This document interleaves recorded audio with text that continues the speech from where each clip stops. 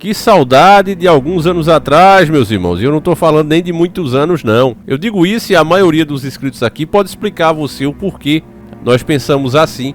Eles que tiveram acesso a um conteúdo onde você não precisava medir tanto as palavras, nunca foi livre, a verdade é essa. Mas você podia falar praticamente de todos os assuntos desde que você desse uma maneirada nas palavras. Hoje não. Determinados assuntos estão terminantemente proibidos. Como, por exemplo, aquela área que tem o número da cachaça. Lembra de uma área que foi negada, diziam que era conversa, coisa de chapéu de alumínio, né, conspiracionistas e etc, etc. Aí depois, quando chegou os celulares, drones, aí não tinha mais como negar, eles disseram, não, realmente existe, mas não é isso que vocês falam. É simplesmente uma base. Isso por si só deveria ter chamado a atenção do mundo, né, ter tido debate sobre isso, mas não houve. As pessoas simplesmente disseram, então existe, perdeu a graça, não se fala mais disso. As denúncias que foram feitas sobre aquele lugar, inclusive envolvendo o Aleister Crowley, todas essas se perderam, né? Ninguém liga mais. Mas dizem que o próprio Aleister Crowley marcou aquele lugar. Era como se ele fosse um grande portal para diversas entidades. As denúncias que se tinha daquele lugar é que pesquisas tentando realizar o maior sonho humano. E qual é esse sonho humano, Davi? Bom, se você é um cara que presta atenção em mitologia grega, gosta de filmes como Hércules, de histórias como essa, você já deve ter visto a mistura de seres humanos com animais, né? Centauro, Minotauro e etc, etc. Né? Medusa com a cobra. Sempre fez parte da imaginação humana. Talvez até coisas que eles viam desse lado espiritual do próprio inferno. O fato é que pessoas que disseram que era ex-agente, que já tiveram ligação, que trabalharam naquele lugar e conseguiram sair, diziam que, claro que isso é uma bobagem, né? Não leve a sério, mas eles diziam que boa parte das pessoas que desapareciam iam parar ali. E lá era trocado alguns órgãos. Colocavam, por exemplo, o rins de um cavalo em uma pessoa, o da pessoa no cavalo, e iam anotando ali os resultados, porque a pessoa falecia, quanto tempo ela demorava para falecer, e etc, etc. Além disso, misturavam o DNA das pessoas e nasciam verdadeiras aberrações genéticas e eram feitas ali. Diziam que aquela área ali é como se ela não seguisse as regras do mundo. Isso nunca passou de teoria da conspiração, já que jamais eles iriam admitir uma coisa como essa, né? Enfim, hoje eu trago aqui para vocês uma matéria falando do primeiro transplante de rim de porco para humano que é realizado com sucesso. Na verdade, já foi feito antes, né? Nós falamos aqui e o paciente faleceu em poucos dias, né? Agora eles estão dizendo que esse aqui foi com sucesso. Nessa hora eu não consigo deixar de lembrar dessas histórias fantasiosas, né? Eu não acho, meus irmãos, que isso aqui simplesmente deu na telha de alguém e dizer vamos testar. Duvido muito, né? Eu acredito que essa área da cachaça está ajudando muito nessas pesquisas. Isso é resultado de anos e anos, décadas e décadas, experiências que agora vêm se concretizando, né? Enfim, nesta quinta-feira, 21/3/2024, o Massachusetts General Hospital em Boston, nos Estados Unidos, anunciou que foi realizado o primeiro transplante de rim de um porco geneticamente modificado para um paciente humano vivo. É a primeira vez em que uma operação deste tipo é feita em um paciente vivo. Em 2021, a equipe de Nova York havia realizado uma cirurgia parecida, mas em uma pessoa com falecimento cerebral. O transplante foi comandado pelo médico brasileiro Leonardo Riella e ocorreu no sábado 16/3. Você vê que o Brasil ele tem uma importância muito grande, meus irmãos, lá fora. Não acho que isso aqui é por acaso. A pesquisa para a realização do transplante vinha sendo desenvolvida há 5 anos pela equipe do hospital. Toda semana temos que retirar pacientes da lista de espera porque ficam muito doentes para fazer um transplante durante a diálise. A disponibilidade oportuna de um rim poderia dar oportunidade a milhares de pessoas a obter um tratamento muito melhor para a insuficiência renal do que a diálise, afirmou Riella em comunicado à imprensa. O maior temor dos médicos era a rejeição do órgão suíno pelo corpo humano. A solução encontrada por eles foi retirar o gene suíno do rim e acrescentar genes humanos. Ao longo dos anos de pesquisa foram realizadas várias versões de modificações genéticas até a equipe encontrar o que poderia ser implantado em humanos. De acordo com a equipe médica, o paciente, um homem de 62 anos com doença renal em estágio avançado, recupera-se bem.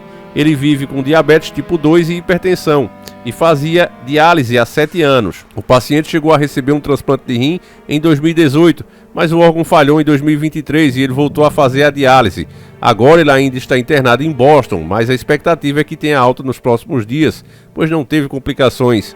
Em comunicado publicado pelo hospital, o homem diz que aceitou ser voluntário da cirurgia como uma forma de dar esperança a milhares de pessoas que precisam de um transplante para sobreviver. A cirurgia inédita pode ser a solução para milhares de pessoas que aguardam um transplante de rim. No Brasil, a operação representa 92% da fila de espera por transplante. Das 42 mil pessoas que aguardavam um transplante no Brasil até quarta-feira, 20/3, 39 mil delas esperavam por um rim, né? Mas se essas pessoas forem um Faustão, os caras perguntam quantos quer, né? Vai levar quantos quilos? Brincadeira, né, família? Quem aguarda o órgão depende de hemodiálise, operação em que o sangue é retirado do paciente e bombeado para uma máquina que faz a filtragem e devolve o sangue de volta ao corpo. Cada sessão dura entre 3 a 4 horas e há pacientes que precisam realizá-las diariamente. É realmente uma coisa terrível. É por isso que eu tenho dito a vocês, meus irmãos, cuide da sua saúde, porque se você não cuidar da sua saúde, você vai cuidar da sua doença inevitavelmente. Né? Procure substituir coisas industrializadas por coisas naturais, porque o que espera você é isso aqui, ó. Peças, né? Se você tiver sorte, literalmente, peças de animais colocadas em você. Quando a gente começa a juntar isso aqui com as descrições bíblicas, né? Que a gente ia ver muita coisa, que o homem ia procurar o falecimento e não mais ia encontrar, eu vejo esse tipo de coisa aqui. Eles vão mudar a imagem do homem, que é a imagem de Deus, né? Eles vão transformar em outra coisa. As pessoas, infelizmente, numa situação dessa não tem culpa. É óbvio que se você está sabendo ali que está com os dias contados e há, né, a ciência te dando uma segunda chance, são poucos os que se negariam, né, família? Inclusive seria até talvez um ato de egoísmo, já que muita gente, a própria família depende da pessoa. Então, assim, né, é terrível, só sabe, né, quem realmente passa por uma situação dessa. Então é muito fácil a gente com saúde dizer, eu não fazia. Se a gente estivesse passando pelos problemas, se submetendo a uma hemodiálise, por exemplo, tirar todo o teu sangue, passar ali 3, 4 horas, o processo é terrível, a pessoa passa mal muitas vezes, enfim. Eu tento me colocar no lugar e, sinceramente, sei que o negócio é pesado. Agora, eu acho que o que os governos deviam pensar, né, e isso sim, era o trabalho, o dever deles, era por que as pessoas adoecem tanto, por que isso está virando uma epidemia. Quais os costumes que nós tínhamos e estamos perdendo? O que é que estamos passando a consumir e deixando de consumir para gerar isso aí, né? Não é palavras minhas, mas vários doutores, médicos que a gente acompanha já falaram isso, né? Se de fato esses poderosos que estão aí tivessem preocupados com a gente, em vez de gastar milhões com esse tipo de pesquisa para remediar, eles poderiam gastar muito menos e ter um resultado mais eficaz, diminuindo essa quantidade de gente precisando desses tratamentos, simplesmente incentivando as pessoas a tomar sol, a se alimentar melhor, uma reeducação alimentar, né? Explicar por que você não deve comer, por exemplo, doce, gordura, principalmente à noite. Explicar esse tipo de coisa que as pessoas não sabem. Em países de primeiro mundo, como nos Estados Unidos, as crianças levam hamster para casa, né? Aqueles ratinhos brancos, camundongo, e fazem experiência, fazem esse tipo de dieta com ele e colhem, né, amostras de sangue. Eles mesmos analisam os alunos, isso nas escolas normais, né? Eles analisam aquilo ali e veem como as taxas vão mudando, para que eles tenham uma noção, né, do que acontece com o corpo. Mesmo assim, você vê que o índice de gordura entre os americanos é muito grande, mas isso já se deve ao quê? Ao bombardeio das propagandas dos fast food, né? Aquilo ali é muito barato, é muito atrativo, cada dia a gente vive correndo mais, então muitas vezes as pessoas não têm tempo de preparar uma boa alimentação, então recorre àquilo ali. É outra questão, é questão de cultura. Mas eles sabem, né? Não é por falta de conhecimento. Eles sabem, eles entendem bem o mal que faz aquilo, né? Já no Brasil, não. As pessoas se alimentam mal porque elas não têm conhecimento. E, repito, se esses poderosos quisessem o bem das pessoas, era muito mais fácil fazer esse tipo de conscientização para que as próprias pessoas parassem de adoecer. Isso deixaria do Estado gastar tanto e, ao mesmo tempo, geraria lucro, porque uma pessoa que hoje está doente, ela não tem como trabalhar, ela não tem como produzir. A pessoa passando por um mal desse. E o Estado poderia, né, consertar isso. Mas eles não querem, né, preferem, repito, gastar milhões com esse tipo de coisa. Vitamina D é grátis, as outras vitaminas em geral também são bem mais baratas do que muitos tratamentos, mas você nunca viu aí uma campanha, né, para distribuir isso para as pessoas, nem nada do tipo. Nem muito menos obrigar ninguém a tomar, né, as vitaminas. Enfim, meus irmãos, é assim que o mundo vai caminhando e a gente sabe que ele já é no maligno mesmo, de verdade. Cada dia a gente sente mais isso, principalmente quando o nosso conhecimento vai aumentando.